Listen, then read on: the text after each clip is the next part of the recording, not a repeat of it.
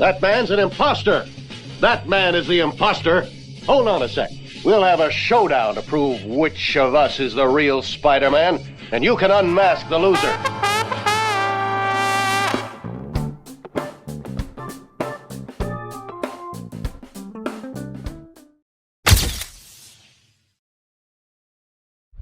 Welcome to Bootleg Chronicles, and today we will be comparing the latest classic suit rendition by Mafex to the CT Toys bootleg.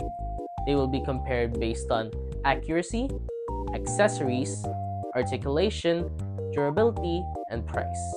For the first impressions, on the box art alone, they really did try to copy the general aesthetic of the Mafex. Design-wise, they're pretty much the same. They pretty much copied it side by side. All things considered, who cares about the boxes? Let's see the figures themselves. Alright, so here are the figures. Dude, first impressions, in-hand impressions of the figures, you can barely tell the difference between the original and the bootleg. Like, from far away, I could literally just do this right now. Which one's the Mafex? And boom, you cannot tell. You can mostly not tell from far away, but up close and personal, there are some certain differences.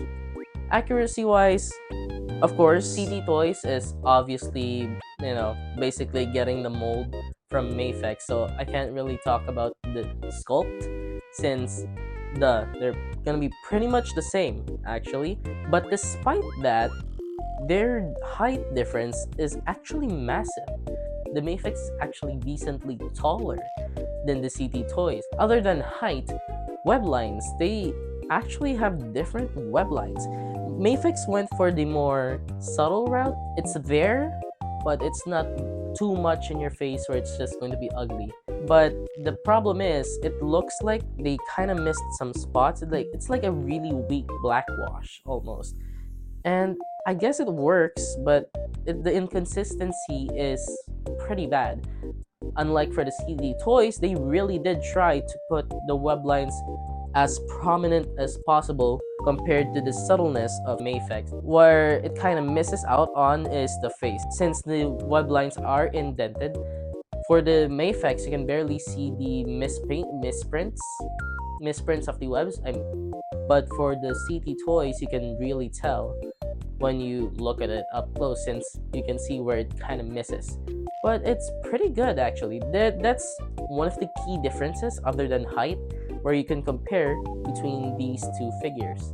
And oddly enough, despite CT Toys literally just copying Mafex like sculpt for sculpt, the blue paint that they used for this figure is actually pretty different.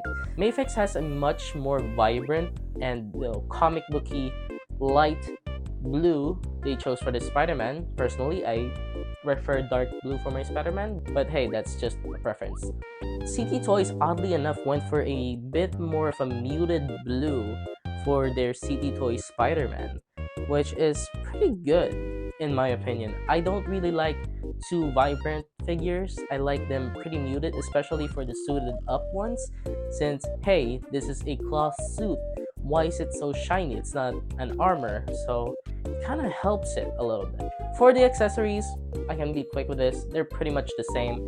I literally thought that CT Toys will give us head, but from the looks of it, they haven't stolen from small-time creators this time around.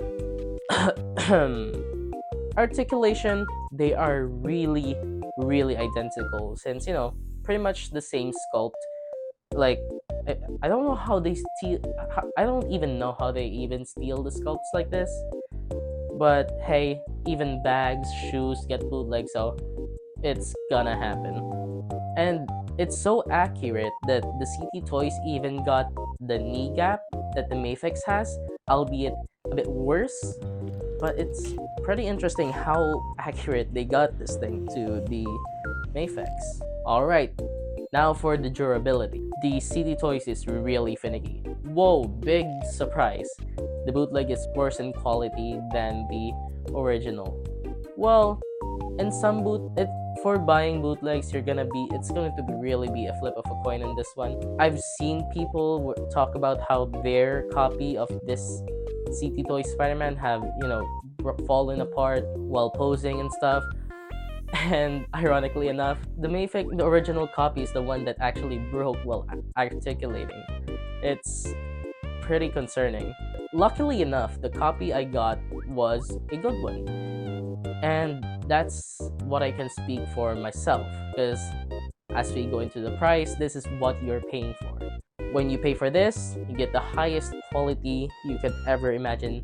Really a bang for your buck most of the time. And since you're paying less, like, this is actually cheaper than most Marvel Legends figures these days, is going to have some problems.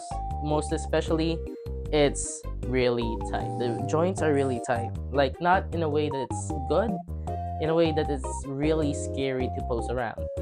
But once you, I guess, put some shock oil, some Vaseline or whatever, or baby oil, but then again, you will be flipping the coin on the quality of bootleg. So I will still recommend the original in this case. Hey, I'm gonna be honest. I did not see the hype for this figure. I did not want this figure, okay? I know, tomato, throw it at me. But I didn't originally see the hype for this figure, since I grew up on the movie designs for Spider-Man suits, like from Tobey, from Andrew, and from Tom actually. And despite the suit actually being really good for my taste, I like the fat tick on the back. I like the colors. Well, again, like I said, I would have preferred a darker blue. And the logo from the front, really good. I would have loved a little bit bigger one, but that's much of a nitpick. What I didn't like were the eyes. I do like the Andrew Garfield eyes, but I don't like my Spider-Man looking shocked 100% of the time. But hey, that's just a preference thing. But despite that, now having it in hand, I can see why people love this figure. It doesn't have the articulation of Yamaguchi, but this is really good. So I don't really want to let such a good figure go to waste. It's pretty high quality for a bootleg, and it will be just a waste for me to just throw it out. So what I will do, and what I want to do, is customize it. In what way exactly, you may ask? I will turn it into the I will turn this into the red and black color scheme from the early days. I know it's technically blues because printers, comics thing, but hey, red and black still really fire. That's why I really like the Tom Holland suit. And since I don't want my custom to look like these, I wanted to take it seriously. So for this custom, I bought the proper supplies. I bought the proper acrylic paint, the primer, and the top coat seal thing, so it won't chip off. And I guess there's nothing much to say. Then let's begin.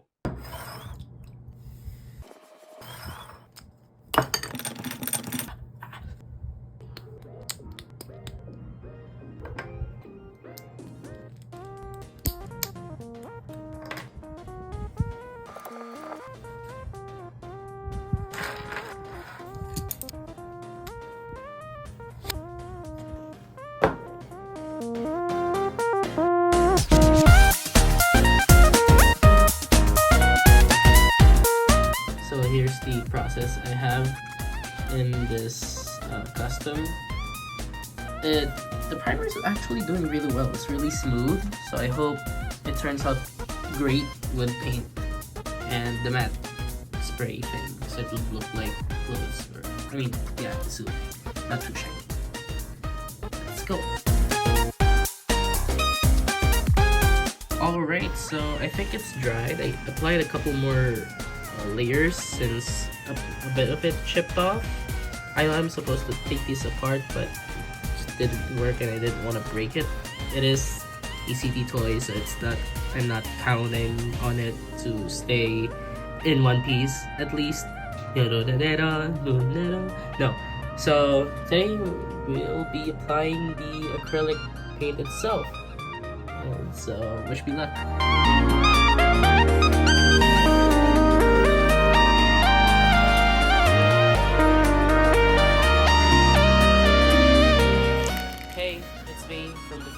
I just realized I'm not supposed to spray this thing outside. Yeah, so look at the instructions, kids.